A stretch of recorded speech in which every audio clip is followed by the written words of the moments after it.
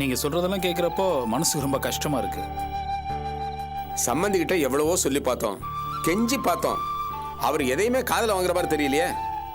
அபி எவ்வளவோ சொல்லி போராடி பார்த்துச்சு. அவர் தான் பிடிச்சதே சரின்னு இறங்கி வர மாட்டேன்ட்டாரு. இப்ப அவர் இருக்கிற நிலைமையில யாரு எதை சொன்னாலும் காதல வாங்குற மாதிரி இல்லை தம்பி. கவலைப்படாதீங்கய்யா, அபி இருக்காங்க. அவங்க எந்த குறையும் இல்லாம விசேஷத்தை முன்ன நின்று நடத்தி தருவாங்க. தம்பி, அந்த பொண்ணை நினைச்சாதான் ரொம்ப வேதனையா இருக்கு தம்பி. ஏற்கனவே அதுக்கு பல பிரச்சனை, அதுல இது வேற. எனக்கே வெறுப்பா போச்சு தம்பி. இந்த விசேஷம் எல்லாம் தேவையா? இதெல்லாம் தூக்கி தூர போட்டுடலான்னு பார்த்தா அபிதான் இழுத்து போட்டுக்கிட்டு செய்யுத. ஏன் கையிலயும் பணம் இல்லை தம்பி. சம்பந்திக்கு கொடுக்கலான்னு ஊர்ல இருக்கிற நிலத்தை வித்து கொஞ்சம் பணம் கொண்டாந்த. அவர் அதை வாங்க மாட்டேன்னு சொல்லிட்டார. சரி, அந்த பணத்துல சல்லுசா ஒரு நிலம் வந்துச்சு, அதை சந்திராவுக்கு இருக்கட்டும் வாங்கி போட்டேன். இப்ப சுத்தமா என் கையில காசே இல்லை தம்பி. இதுல என்ன கொடுமைன்னா, அபி சித்திக்கிட்ட கையில பணம் இருந்தப்போ அவங்க எல்லாருக்கும் அள்ளி அள்ளி கொடுத்தாங்க. இப்போ அவங்க குடும்பம் இருக்கிற நிலைமையில அவங்களால எதுவும் செய்ய முடியாது. என் நிலைமையும் ரொம்ப மோசமா இருக்கு. அதை நினைக்கும் போதுதான் மனுஷன் கஷ்டமா இருக்கு. பண விஷயம் ஒரு பக்கம் கிடக்கணும் தம்பி. அதை விட பெரிய குடும்பம் என்னன்னா, சம்பந்தி மாப்பிள்ளை இந்த விசேஷத்துக்கு போக கூடாதுன்னு தடுக்கிறாரு தம்பி. அப்ப இல்லாம குழந்தைக்கு எப்படி புண்ணியாதானம் பண்றது? நீயே சொல்லமா. ரொம்ப சிக்கலா இருக்கு தம்பி. சந்திராவுக்கு ஆரம்பத்துல இருந்தே எல்லாமே சிக்கல்ல தான் நடந்திருக்கு. இதுலயும் சிக்கல் இருக்கு, ஆனா நல்லபடியா நடக்கும், கவலைப்படாதீங்க. சரி தம்பி, நீ அண்ணன் ஸ்தானத்துல இருந்து இந்த விசேஷத்தை நடத்துவேன்னு நினைச்சேன். நீ வரமாட்டேங்கிற. என்ன தம்பி, என்ன காரணம்? சொல்றியா? ஏற்கனவே திருவங்கட சாருக்கு என் மேல நிறைய கோபம் இருக்கு. இப்ப நான் அங்க வந்து நின்னு வச்சுக்கோங்களேன், எதிரிங்கெல்லாம் ஒண்ணு சேர்ந்துட்டாங்கன்னு ரொம்ப கோவப்படுவாரு. ஆமா ஆமா, என்னமோ போ தம்பி. அப்பா அப்பா, நீங்க போய் ரெஸ்ட் எடுங்க. காலையில இங்க இருந்தே விசேஷத்துக்கு போலாம். கவலைப்படாதீங்கப்பா, எல்லாம் நல்லபடியா நடக்கும். சரிம்மா, போங்க. எல்லாம் நல்லபடியா நடந்தா சரி. நான் உள்ள போய் படுக்கிறேன். சரி, போ. இந்தம்மா.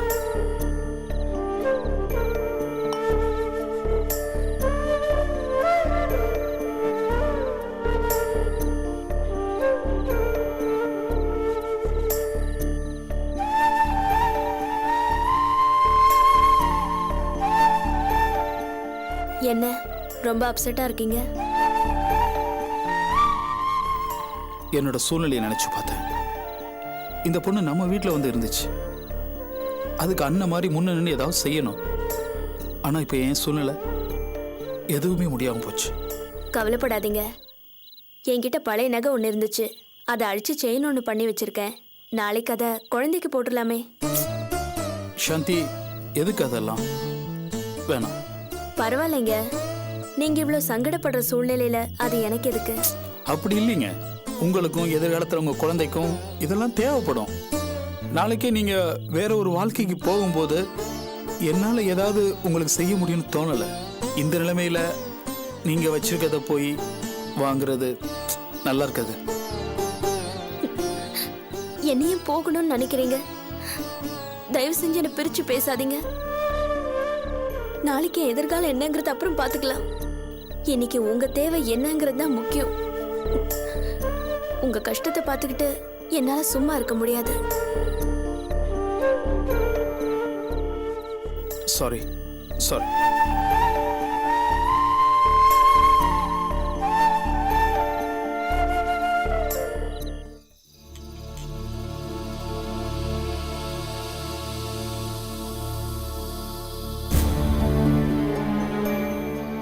டேய் சதீஷ், உன் நல்லதுக்கு தான் சொல்றேன். இதுல நீ தான் முடிவெடுக்கணும். இது உன்னோட லைஃப். நான் சொல்ல வேண்டியது சொல்லிட்டேன். அதுக்கப்புறம் உன்னோட இஷ்டம். நீயே ஒரு நல்ல முடிவெடு. எனக்கு போதுடா, நான் வரேன். சதீஷ் பாய்டா. ஓகேடா, பாய்டா சதீஷ்.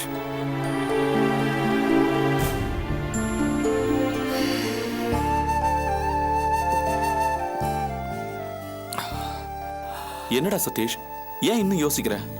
உன் லைஃப் இப்படியே போயிடுறதா? வேற என்னடா பண்ண சொல்ற? தப்புடா, நீ பண்றது ரொம்ப தப்புடா. டேய், என்னடா சொல்ற? அவனுக்கு தான் சந்திராவை கல்யாணம் பண்ணது பிடிக்கவே இல்லையே. ஏதோ வற்புறுத்தல பண்ணிக்கிட்டான். இப்ப குழந்தை வேற. அவன் எப்படா அங்க போவான்? அவனுக்கு எப்படா இன்ட்ரெஸ்ட் வரும்? டேய் சதீஷ், லைஃப்னா என்ன நினைச்சுக்கிட்ட? தண்ணி அடிக்கிறதும் ஜாலியா செலவு பண்றது மட்டும்தானா? இல்லடா, நமக்குன்னு ஒரு எதிர்காலம் இருக்குடா, குடும்பம் அதெல்லாம் வேணும்டா. டேய், ஏதோ ஒரு சந்தர்ப்பத்துல கல்யாணம் ஆயிடுச்சு, நீயும் அப்பாவாயிட்ட. டேய், நீ ஒரு குழந்தைக்கு அப்பன்டா, இது ரொம்ப பெரிய விஷயம். டேய் சதீஷ், யோசிச்சு பாருடா, நல்லதோ கெட்டதோ அந்த பொண்ணு உன்னைய நம்பி வந்து ஒரு குழந்தையும் பெத்துக்கிட்டா. இனியும் நீ பழைய மாதிரி இருக்கிறது நல்லது இல்லடா. அந்த பொண்ணு மேலேயோ குழந்தை மேலேயோ கோபத்தை காட்டுறது ரொம்ப தப்புடா. இல்லடா, அது வந்து டேய், அந்த பொண்ணு உனக்கு பிடிக்கலன்னே வை, குழந்தை என்னடா பண்ணுச்சு? அது உன் குழந்தைடா. அந்த குழந்தைய ஒதுக்குறது ரொம்ப பாவம்டா. உடனே போய் உன் குழந்தைய பாரு, அப்பதான் அதோட அருமையும் வாழ்க்கையோட அர்த்தமும் உனக்கு புரியும். ஏய், எவன்டா என் மகனுக்கு வாழ்க்கை பாடம் கத்து கொடுக்கறது? ஏந்திரா ஏந்திரா. வந்தமா பேசணுமா குடிச்சமான்னு போகாம குடும்பத்தை பத்தி பேசுறேன், அறிவுரை சொல்றேங்கறியா? ஏன்டா ஓவர் ஆக்டிங் பண்ற? அங்கிள், நான் ஃப்ரெண்டு கிட்ட ஓசில தண்ணி அடிக்க வர நாய் உனக்கு எதுக்கிட்ட வாழ்க்கையை பத்தின தத்துவமும் அறிவுரையும்? அவன் பிள்ளைய பத்தி பேசுறதுக்கு நீ யாரா பசங்கிட்ட போயலாம் போடலையா? சாரி அங்கிள், ஃப்ரெண்டுங்கிற முறையில. ஃப்ரெண்டுங்கிற முறையில ஒரு பெக்கு கூட வாங்கி குடிய, அதோட நிறுத்திக்க. அதை விட்டு என்ன நாட்டாம அவனுக்கு புத்தி சொல்றதுக்கு நீ ரொம்ப யோக்கியமானவனா? ராஸ்கல். அங்கிள், நான் என்ன சொல்ல வரேன்னா, நீ யாரா எனக்கு சொல்ல வரவா? உனக்கு என்னடா தெரியும்? இது என் குடும்ப விஷயம். இத உங்களை போல வந்து போற கண்ட நான் இங்க பேச வேண்டிய அவசியம் இல்ல. மரியாதையா ஓடி போயிடுங்க. யாரு என்னன்னு பார்க்க மாட்டான், அடிச்சு மூஞ்சியெல்லாம் உடைச்சிருவேன். போடா, போங்கடா. போரைக்கு பசங்க. ஏய் சதீஷ், என்னடாச்சு? உன்னை குழப்பிட்டு போயிட்டாங்களா? இதான் கண்ட பரதேச நாயங்களாம் சேர்த்துக்கிட்டு தண்ணி அடிக்க கூடாதுங்கிறது. அப்பா. என்னடா? அப்பா, அவங்க சொல்றதுலயும் நியாயம் இருக்குப்பா. சந்திரா விடுங்கப்பா, குழந்தை அது என்னோடது இல்லையாப்பா? டேய், என்னடா மப்பு ஏறிடுச்சா? ஓ, தகப்பன் ஐட்டம்னு ஃபீலிங் கொடுக்குறியா? டேய், பிறந்திருக்கிறது குழந்தை இல்லடா, சனிய. உன் பொண்டாட்டி பெத்தெடுத்திருக்கிற குட்டி சனிய மறந்துட்டியா? அது பிறந்த அன்னைக்கு கண்டவ படியேறி வந்து நம்மள உதைச்சானே, எல்லாத்தையும் மறந்துட்டியா? பைத்தியக்கார பயல.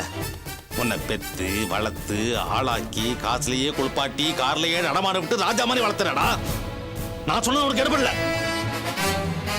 ஓசியில குடிக்க வந்த நாய்ங்க சொன்னதை கேட்டுட்டு ஆடிட்டு இருக்கியா? அப்பா, நீங்க சொல்றது எல்லாமே உண்மைதான்ப்பா. எனக்கு அவன் மேலேயும் பிரியம் கிடையாதுப்பா. ஆனா குழந்தை அது என்னப்பா தப்பு பண்ணுச்சு? பாவம் இல்லையா அது? என்னடா புள்ள பாசம் உச்சந்தலை வரைக்கும் ஏறிடுச்சா? போடா போ, அந்த பராரி கூட்டத்தோட சேர்ந்து உன் பிள்ளைக்கு பேர் வைக்க போ. பேரை வச்சுட்டு நேரா இங்க வந்து நெத்தியில நாளா காத்த விட்டவை. பெத்த கடனுக்கு அதையாவது செய். என்னப்பா இப்படி பேசுறீங்க? ஏறியண்டா, நீ ஒரு பிள்ளைக்கு அப்பா நாட்டில, அதான் இந்த அப்பனுக்கு நீ மகங்கிறது நினைப்பில்லாம போச்சு. என்னப்பா நீங்க? போடா போ, நீ போ. என் பேச்சை கேட்காம என் பொண்டாட்டி என்னை விட்டு போயிட்டா. என் மகளோட வாழ்க்கை இப்படி ஆயிடுச்சு. சரி, என் மக நீயாவது என் கூட இருப்ப நினைச்சேன். இப்ப நீயும் போறேங்கறியா? போடா. ஆனா ஒண்ணு, நீ அங்க போய் சேர்றதுக்கு முன்னாடி நான் மேல போய் சேர்ந்துடுவேன். எனக்கு என்னடா, 4 முறை கயிறு கிடைக்காம போயிடும். நான் போனதுக்கு பிற்பாடு எனக்கு மாலையை போட்டு எல்லாரும் சுத்தி நின்னு கை கொட்டி சிரிங்க. நான் போய் தொலைறேன்.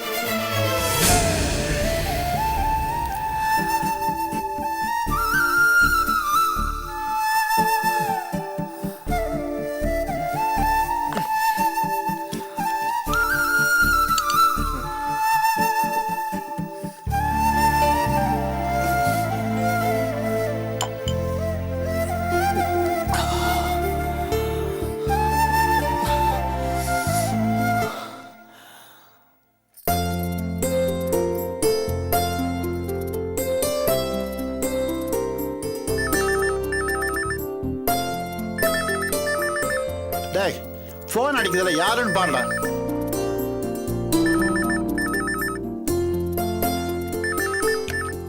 ஹலோ. மாப்பிள்ள மாப்பிள்ள நீங்க தானே? சொல்லுங்க தா. மாப்பிள்ள இன்னைக்கு சந்திரா குழந்தைக்கு புண்ணியாதானம் பண்றோம். நீங்களும் ஆர்த்தியும் உங்க அப்பா அம்மா வீட்ல எல்லாரும் வரணும் மாப்பிள்ள.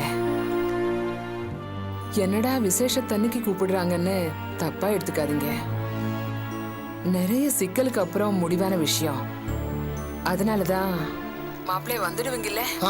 வந்துடுறோம். வந்துடுங்க மாப்பிள்ள. நீங்க எல்லாம் வந்தா எங்களுக்கு எல்லாம் ரொம்ப சந்தோஷமா இருக்கும்.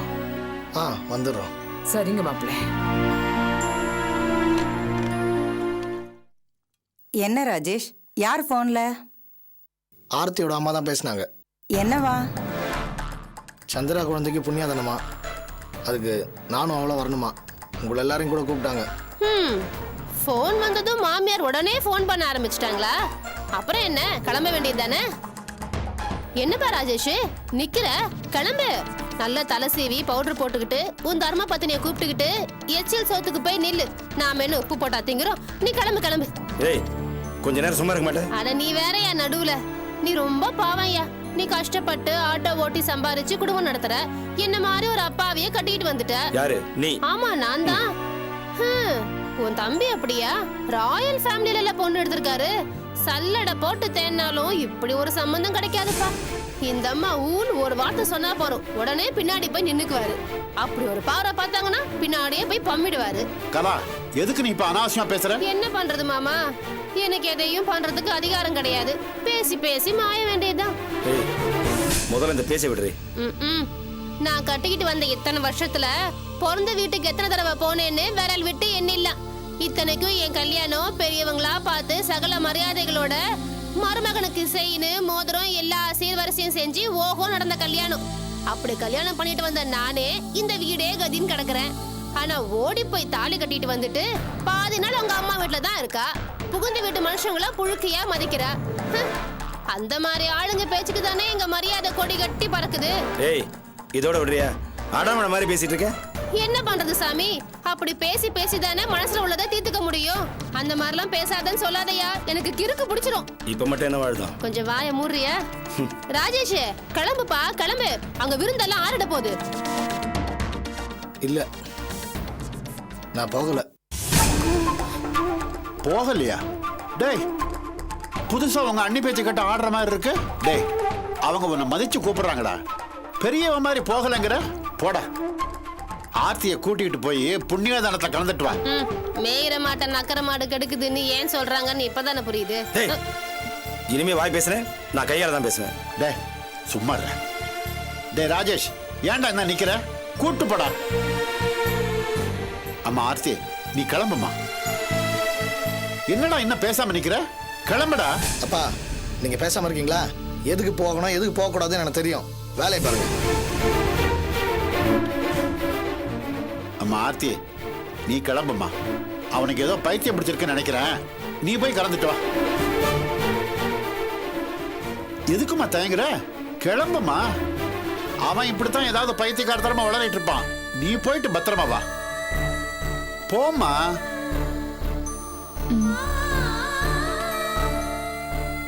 சரிம்மா.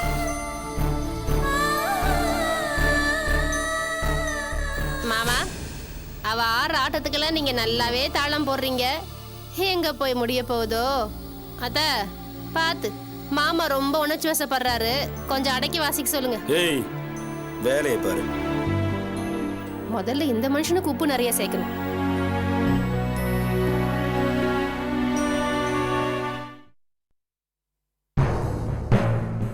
சொல்லுங்கம்மா.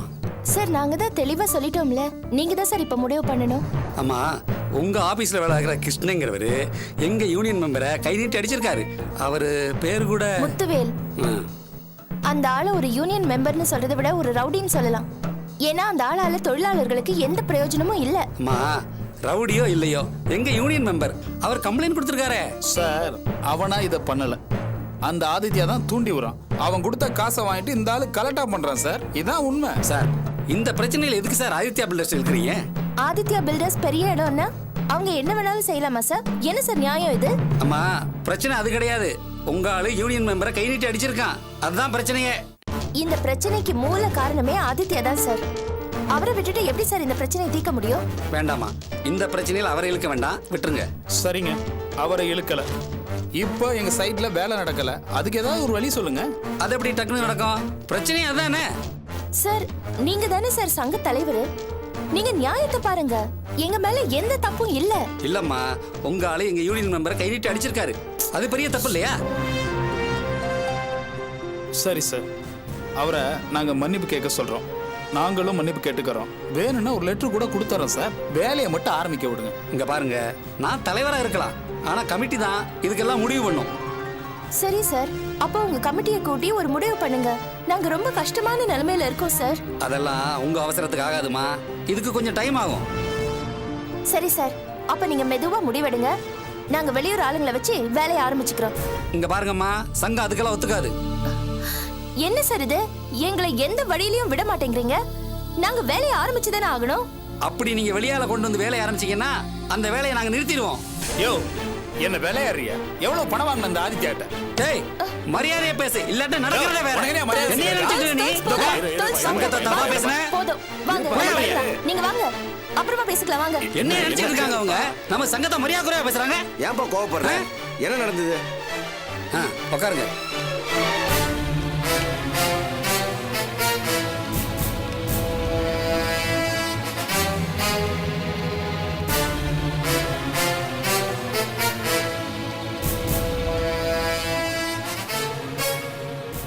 ரொம்ப அநியாயம் பண்றாரு. இதெல்லாம் அந்த ஆதித்யா செய்யற சதி.